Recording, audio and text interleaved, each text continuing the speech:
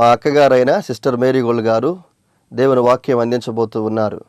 వీరు 3 సంవత్సరాల ఉపవాసం ఉండి ప్రార్థన చేయడం ద్వారా పరిశుద్ధాత్మతో నింపబడిన వారై ఆత్మ సంబంధమైన వరములు కలిగి ప్రభువుతో మాట్లాడుతూ దర్శనాల ద్వారా కళల ద్వారా ప్రభు సన్నిధిలో గడుపుతూ అనేక మందిని ఆత్మీయంగా సిద్ధపరుస్తూ బలపరుస్తూ ఉన్నారు.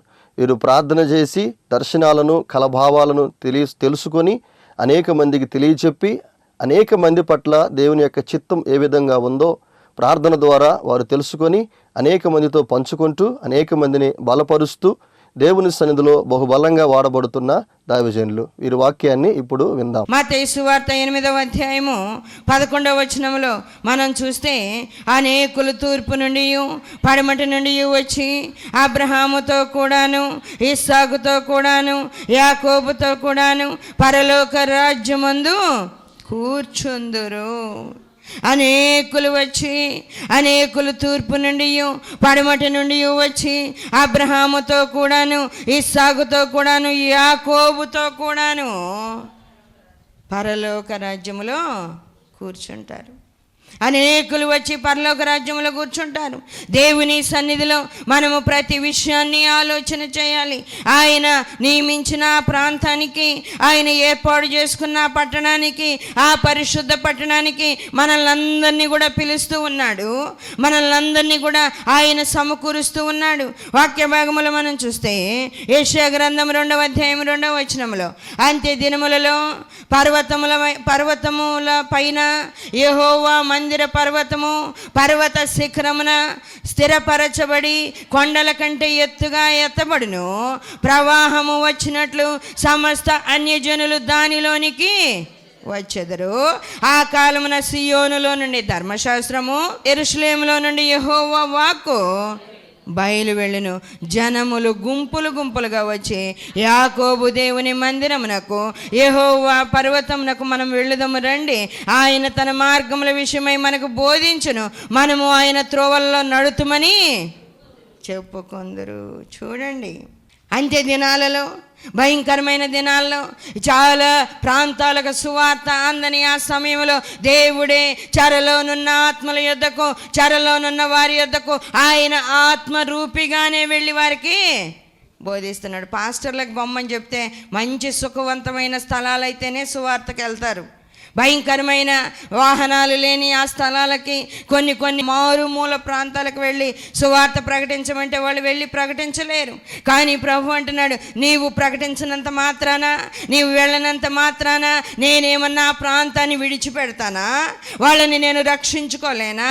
చెరలో ఉన్న ఆత్మల యొద్దకు ఆత్మరూపిగానే వెళ్ళి నేను బోధించుకొని వాళ్ళని తీసుకొచ్చుకోలేనా? అబ్రహాము దగ్గరికి వాక్యం వచ్చినట్లుగా ఫరో దగ్గరికి లేఖనము వచ్చి మాట్లాడుతూ ఉంది. ఏమని? నీ యందు నా బలము చూపుటకును భూలోకమందంతటా నా నామము ప్రచురమగుటకు.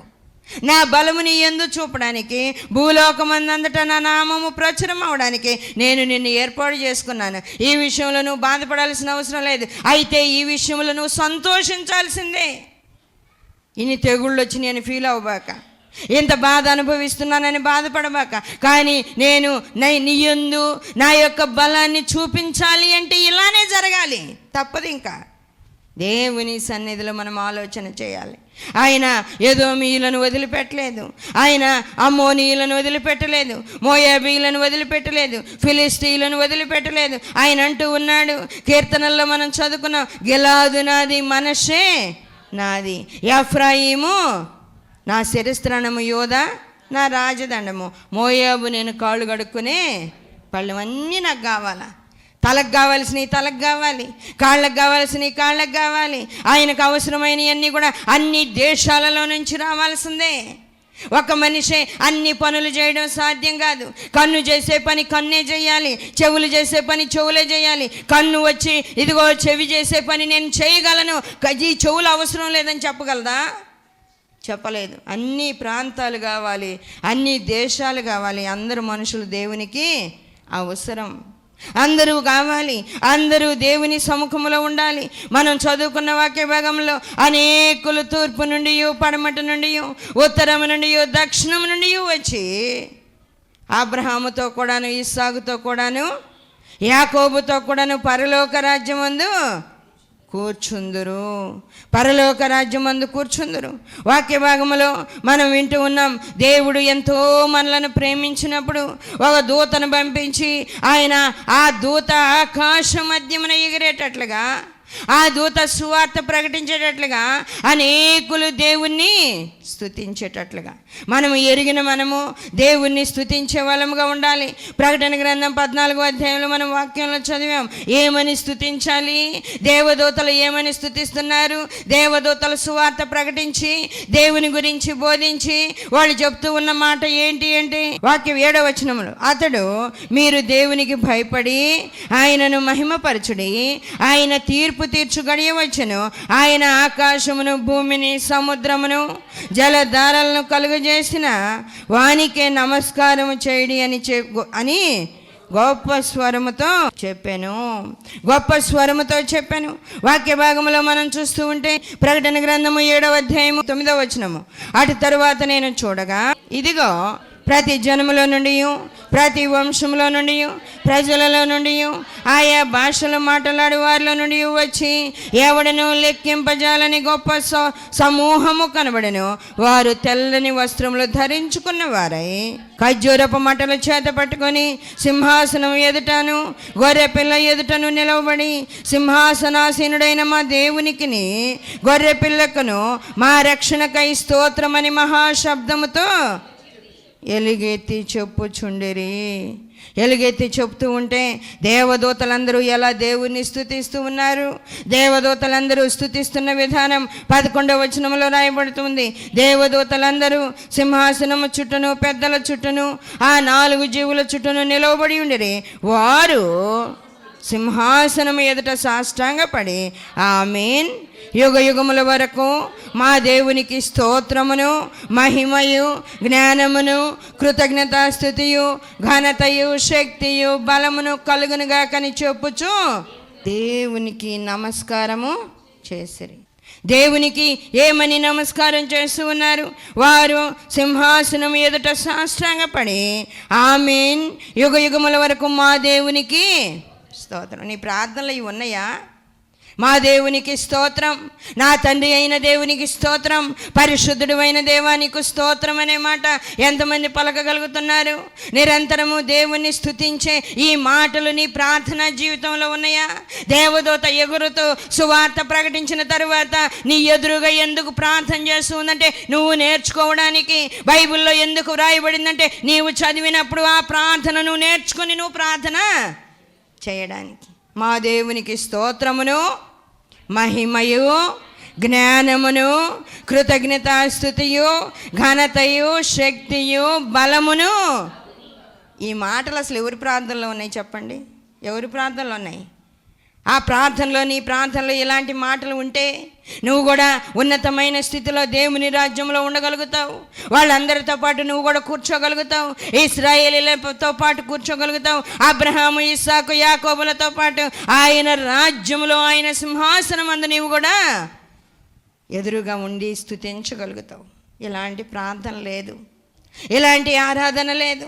ఇలాంటి ప్రార్థన చేసే వాళ్ళందరినీ ఆయన ఆయా జనములలో నుండి, ఆయా భాషలు మాట్లాడు వారిలో నుండి మనం చదివాం. అటు తరువాత నేను చూడగా ఇదిగో ప్రతి జనములో నుండి, ప్రతి వంశములో నుండి, ప్రజలలో నుండి, ఆయా భాషలు మాట్లాడే వారిలో నుండి వచ్చి ఎవడను లెక్కింపజాలని ఒక గొప్ప సమూహము కనబడెను. వారు తెల్లని వస్త్రములు ధరించుకున్న వారై ఖర్జూరపు మట్టలు చేత పట్టుకొని సింహాసనం ఎదుటను గొర్రెపిల్ల ఎదుటను నిలవబడి ఉన్నారంట. సింహాసనం ఎదుటను గొర్రెపిల్ల ఎదుటను నిలవబడి ఉన్నారంట. వాక్య భాగంలో మనం చదువుతూ ఉంటే 13వ వచనంలో మనం చూద్దాం. 13వ వచనం, పెద్దలలో ఒకడు తెల్లని వస్త్రములు ధరించుకొని ఉన్న వీరెవరు, ఎక్కడి నుండి వచ్చిరని నన్ను అడిగాను. అందుకు నేను, అయ్యా నీకే తెలియననగా అతడు ఇలాగూ నాతో చెప్పాను, వీరు మహాశ్రమల నుండి వచ్చిన వారు, గొర్రెపిల్ల రక్తములో తమ వస్త్రములను ఉదుక్కొని వాటిని తెలుపు చేసుకొనిరి. అందువలన వారు దేవుని సింహాసనం ఎదుట ఉండి రాత్రింబగళ్ళు ఆయన ఆలయములో ఆయనను సేవించుచున్నారు. సింహాసనాసీనుడైన వాడు తానే తన గుడారమును వారి మీద కప్పునబ్బా. సింహాసనాసీనుడైన వాడు తానే తన గుడారమును వారి మీద కప్పుతాడంట. ఎంత ఉన్నతమైన అనుభవము. నీవు ఏ ప్రాంతంలోనైనా ఉండవచ్చు, ఏ దేశంలోనైనా ఉండవచ్చు. ఒకవేళ అసలు దేవుణ్ణి తెలుసుకోవాలి, ఆ దేవుని యొక్క సన్నిధిలో నేను ఉండాలి అనే ఆలోచన దేవుడే కలుగజేసి, ఆ ఆలోచన ప్రకారం నువ్వు ఆలోచిస్తూ ఉంటే వాక్య రూపంలో వచ్చి ఆయన ఆత్మరూపిగా వచ్చి ఆయనే నీతో మాట్లాడతాడు, ఆయనే నిన్ను దర్శిస్తాడు. ఎవరు నేర్పాల్సిన అవసరంలా, ఏ దైవజనుడు సువార్త మోసుకొని రావాల్సిన అవసరం కూడా లేదు. ఆయన ఒక దూతను పంపినప్పుడు ఆకాశ మధ్యమున ఎగురుతూ ఆ సువార్త ప్రకటించమని చెప్తూ అనేకులకు సువార్త ప్రకటిస్తూ ఉంది. దేవుని సన్నిధిలో మనం ఆలోచన చేయాలి. దేవుడు మనల్ని రక్షించుకోవాలని ఆయన ఉద్దేశించాడు. ఆయన మనల్ని ఎంతగానో ప్రేమించాడు. ఏ మాత్రం విడిచిపెట్టే దేవుడు కాదు. మనల్ని ప్రేమించిన దేవుడు మధ్యలో విడిచిపెట్టే దేవుడు కాదు. ఆయన మనల్ని పట్టుకొని అంతము వరకు నడిపించే దేవుడు, అంతం వరకు నడిపించే దేవుడు. ఈ శ్రమలలో, శోధనలలో, బాధల్లో అన్నిటిలో కూడా మనలను పట్టుకొని నడిపించే దేవుడు. వాక్య భాగాల్లో వ్రాయబడుతూ ఉంది. ఏమని వ్రాయబడుతూ ఉంది? ప్రకటన గ్రంథము 5వ అధ్యాయము 11వ వచనం నుండి చూద్దాం. మరియు నేను చూడగా సింహాసనమును, జీవులను, పెద్దలను ఆవరించి ఉన్న అనేక దూతల స్వరము వినబడెను. వారి లెక్క కోట్ల కొలదిగా ఉండెను. వారు వధింపబడిన గొర్రెపిల్ల శక్తియు, ఐశ్వర్యమును, జ్ఞానమును, బలమును, ఘనతయు, మహిమయు, స్తోత్రమును పొందనర్హుడని. అసలు ఈ మాటలు వింటూ ఉంటే అసలు ఈ ప్రార్థన ఎవరి దగ్గర ఉంది? అసలు వాళ్ళ ప్రార్థనలు ఈ మాటలు ఎవరి దగ్గర ఉన్నాయి? అసలు ఎవరైనా నేర్చుకున్నారా? ఆత్మ లోపల ఇలాంటి ప్రార్థన ఎవరిలో నుండైనా వస్తుందా? ఆలోచన చేయాలి. అక్కడ వాళ్ళందరూ కూడా ఎలా ప్రార్థన చేస్తున్నారు? వారు వధింపబడిన గొర్రెపిల్ల శక్తియు, ఐశ్వర్యమును, జ్ఞానమును, బలమును, ఘనతయు, మహిమయు, స్తోత్రమును పొందనర్హుడని గొప్ప స్వరముతో చెప్పుచుండిరి. ప్రార్థన అనేది ఎలా ఉండాలి? ఆకాశమందును, భూమి యందును, భూమి క్రిందను, సర్వలోకములలోను మహిమ, ఘనత, ప్రభావములు పొందనర్హుడు అయిన దేవా అని మన ప్రార్థన ప్రారంభించాలి. ఆకాశమందు, భూమి యందు, భూమి క్రింద, సర్వలోకములో, సముద్రములో ఇలాంటి ప్రార్థన ఎలా వస్తుంది? దేవుణ్ణి హత్తుకున్నప్పుడు, దేవుని మీద ఆనుకున్నప్పుడు, దేవుని చిత్తానికి సంపూర్ణంగా లోబడినప్పుడు, ప్రభు మనలను దర్శించినప్పుడు, ఆయన మనలను రక్షించినప్పుడు, ఆయన మనలను ప్రేమిస్తూ ఉన్న ఆ ప్రేమను మన పట్ల చూపినప్పుడు. ఈ గుంపులో ఎవరున్నారు? ఆయా భాషలు మాట్లాడేవాళ్ళు, ఆయా వంశముల వాళ్ళు, ఆయా జనాల వాళ్ళు. ఎదోమీయులు దేవునికి విరోధులుగా ఉన్నారు. వాళ్ళు ఏమాత్రం రక్షణ పొందరంటానికి వీల్లేదు. ప్రభు అంటున్నాడు, వాళ్ళని నేను ప్రేమించాను, వాళ్ళని నేను ప్రేమించాను. వాళ్ళ యొక్క ప్రాంతాన్ని నేను వాళ్ళకి ఇచ్చాను, వాళ్ళు జయించుకునేటట్లుగా చేశాను. కాబట్టి వాళ్ళ భాగంలో, వాళ్ళ పొలిమేరల్లో, వాళ్ళ స్థలంలో నేను మీకు ఒక్క అడుగు కూడా ఇయ్యను. వాళ్ళని నేను రక్షించుకుంటున్నా. ఆయన అంటున్నాడు, మోయాబీయుల ప్రాంతంలో నేను వాళ్ళకి 6 దేశాన్ని వాళ్ళకి ఇచ్చాను. ఆ ప్రాంతంలో మీకు ఒక్క అడుగు కానీ, కొంచెం భాగమైనా కానీ ఇవ్వను. అమ్మోనీయుల దేశాన్ని నేను మీకు ఇవ్వను. దేవుని సన్నిధిలో మనం ఆలోచన చేయాలి. నీవు ఆయన బిడ్డగా ఉంటే, ఆయన్ని హత్తుకొని జీవించగలిగితే నీ గురించి కూడా ప్రభు ఇలాంటి మాటలు మాట్లాడ్డా? ఈ సంవత్సరంలో నువ్వు ఆలోచన చేయి. నీవు ఎంతగా దేవుణ్ణి అంగీకరించిన బిడ్డవైనా దేవుణ్ణి పరిపూర్ణంగా ప్రేమించలేని వ్యక్తివిగా ఉంటున్నావు. దేవుణ్ణి ప్రేమించలేక, దేవుణ్ణి స్తుతించలేక, ఘనపరచలేక, నీ ప్రార్థనలో నిరాశతో కూడిన మాటలు, నిస్పృహతో కూడిన మాటలు, సోమరితనంతో కూడిన మాటలు, ఏడో బలికినట్టుగా, నిద్రమత్తులు ఏడో అరిచినట్టుగా, అల్లాడినట్టుగా ఉంటుంది. కానీ ఆత్మ సంబంధంగా చురుకుగా దేవుణ్ణి స్తుతించడం అనేది నీలో కనబడుతూ ఉందా? ఆలోచించేయి. దేవుడు మనల్ని ఎంతగానో ప్రేమించాడు. ఆయన మనల్ని ప్రేమించి మనల్ని దగ్గరికి తీసుకున్నాడు. ఆయన అంటున్నాడు, ఆయన అరణ్యంలో నుండి ఈ సీనాయి పర్వతం దగ్గరికి, సియోను కొండ మీదకి అన్యజనులలో నుండి అనేకులు వస్తారంట. అనేకులు వచ్చి అక్కడ దేవుణ్ణి ఆరాధిస్తారు. యెషయా గ్రంథంలో మనం చదువుకున్నాం, అక్కడ దేవుణ్ణి ఆరాధించేవాళ్ళుగా దేవదూతలు ఎలా దేవుణ్ణి స్తుతిస్తున్నారో అట్టి స్తుతి ఆరాధన నీవు నేర్చుకోవాలి. ఆయన పోలికలో ఆయన నిన్ను నిర్మించుకున్నాడు. ఒక దూతలాగా నిన్ను తయారు చేయలేదు, ఒక కుక్కలాగా నిన్ను తయారు చేయలేదు, ఒక జంతువులాగా నిన్ను తయారు చేయలేదు. ఆయన నిన్ను ఆయన పోలికలో ఒక మనిషిగానే తయారు చేశాడు. ఆయనను స్తుతించే విధానం నీవు నేర్చుకొని తీరాలి. ఆయన్ని ఘనపరిచే విధానం నేర్చుకుని తీరాలి. ఆత్మ సంబంధంగా ఆయన్ని ఘనపరచగలిగితే, మహిమపరచగలిగితే, ఆయన నీ ద్వారా మహిమ పొందుతూ ఉన్నప్పుడు ఆయన నీ గురించి మాట్లాడతాడు. ఐగుప్తుని గురించి మాట్లాడాడు, బబులోను గురించి మాట్లాడాడు, ఫిలిస్తీయులను గురించి మాట్లాడాడు, అన్ని దేశాల గురించి ఆయన మాట్లాడుతూ ఉన్నాడు. వాక్య భాగంలో మనం చూస్తూ ఉంటే యెషయా గ్రంథం 19వ అధ్యాయము 23వ వచనం నుండి చూద్దాం. ఆ దినమున ఐగుప్తు నుండి అష్షూరుకు రాజమార్గము ఏర్పడును. అష్షూరీయులు ఐగుప్తునకును, ఐగుప్తీయులు అష్షూరునకును వచ్చుచు పోవచ్చు ఉందరు. ఐగుప్తీయులను అష్షూరీయులను యెహోవాను సేవించెదరు. చూడండి,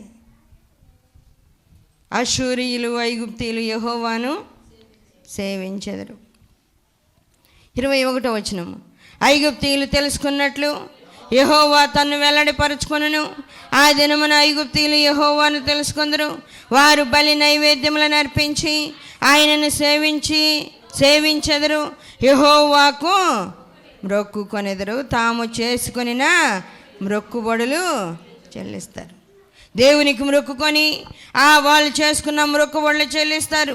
వాక్య భాగంలో మనం చదువుతున్నాం 22వ వచనము, యెహోవా వారిని కొట్టును స్వస్థపరచవలనని ఐగుప్తులు. ఒక శ్రమ రాగానే నాకే శ్రమలు వచ్చినాయి, నాకే శోధనలు వచ్చినాయి.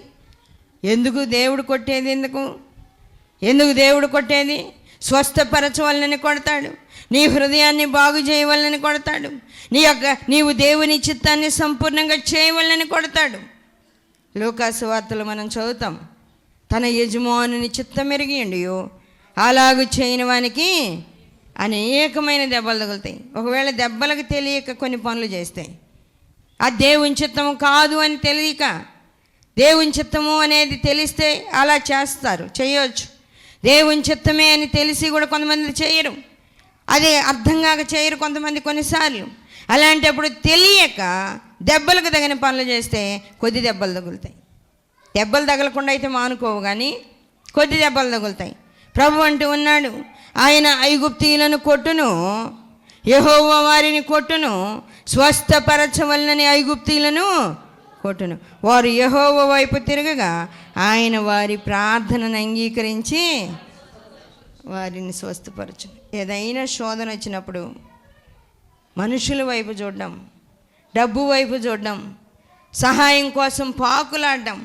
చాలామంది ఫోనుల్లో చెప్తున్న మాట ఏంటంటే, నన్ను ఎవరు పట్టించుకునేవాళ్ళు లేరు, నేను ఒక ఒంటరిని, నాకెవరు తోడు లేరు. నేనేమని చెప్తున్నాను? నా అనుభవంలో ఉన్న విషయాలు నేను చెప్తూ ఉన్నా.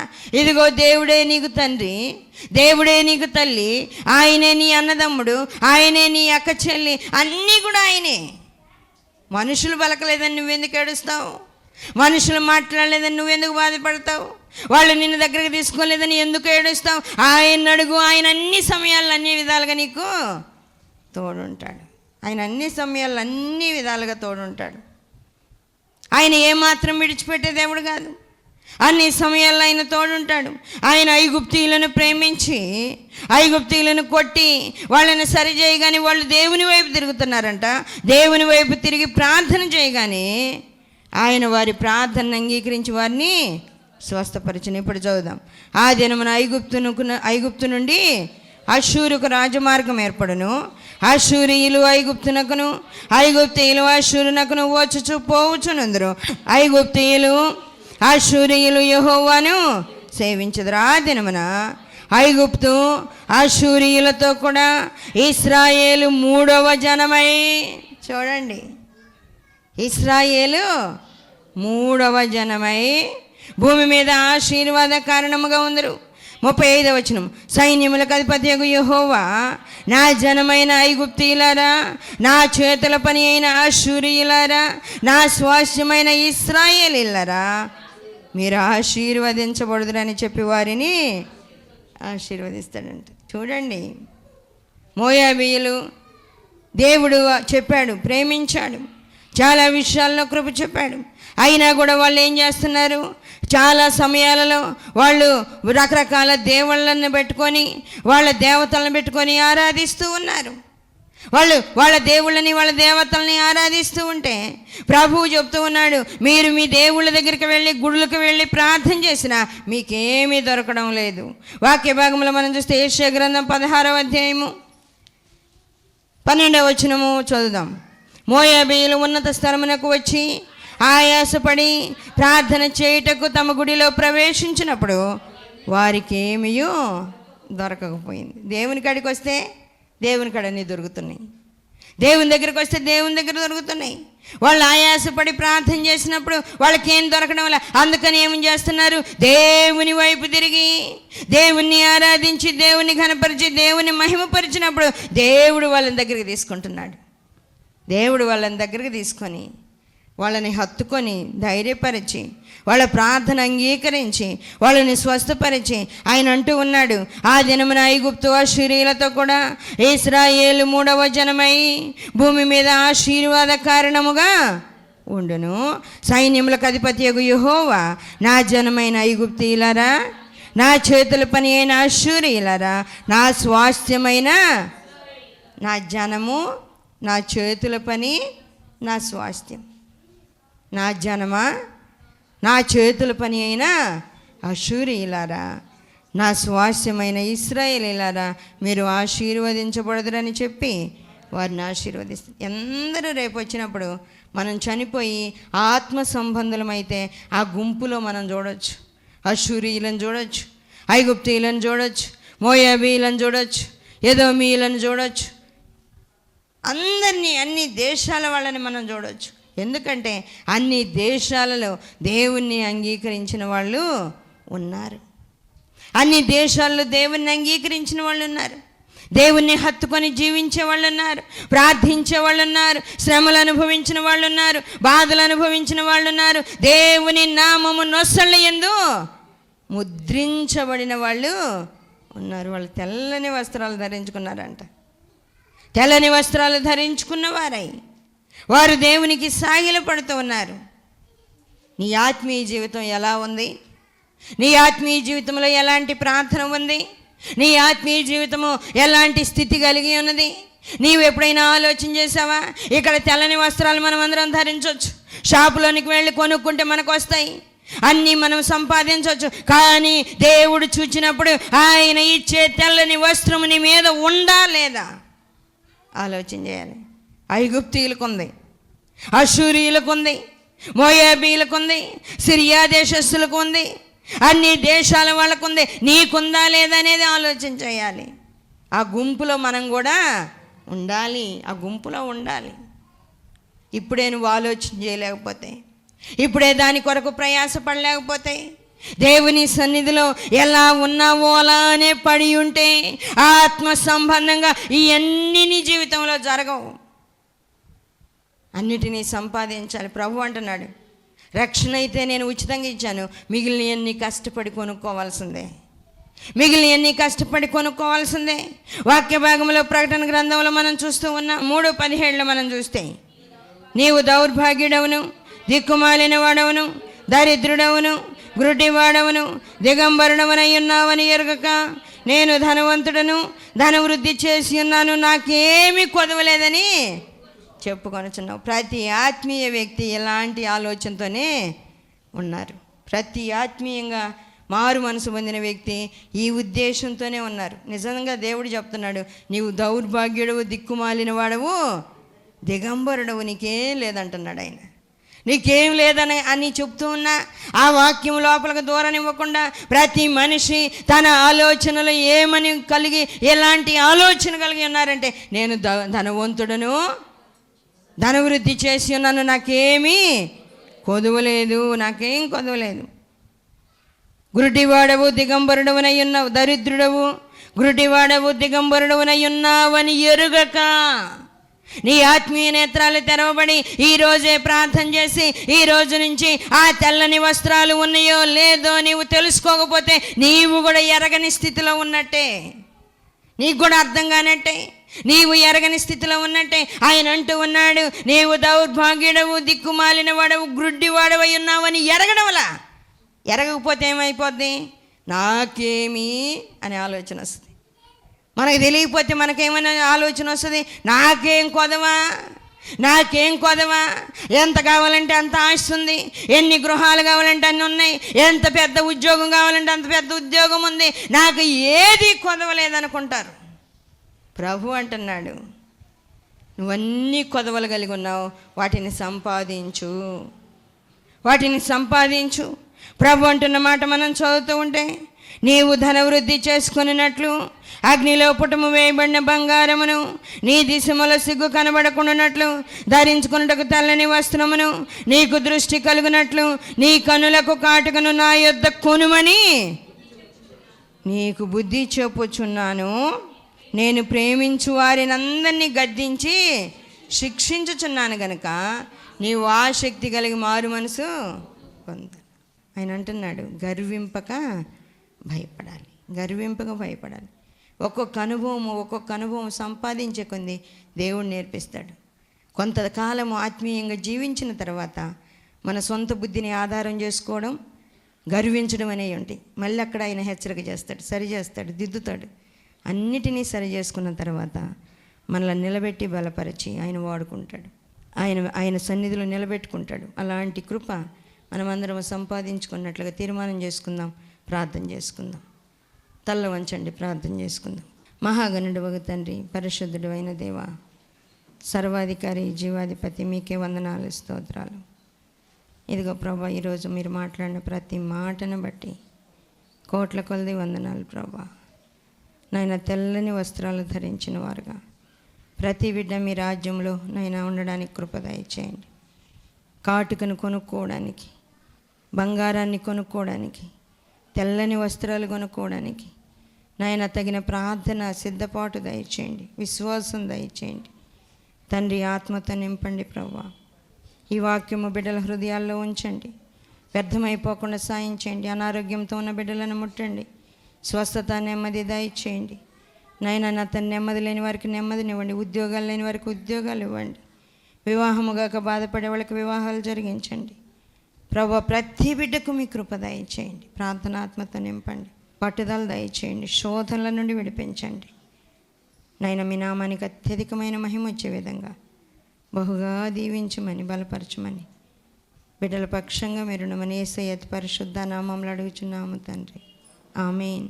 మరిన్ని వివరముల కొరకు మమ్మలను సంప్రదించవలసిన చిరునామా marigold foundation, holy spirit church, Vishwanathapuram, Podili, Prakasam జిల్లా, పిన్ కోడ్ 523240.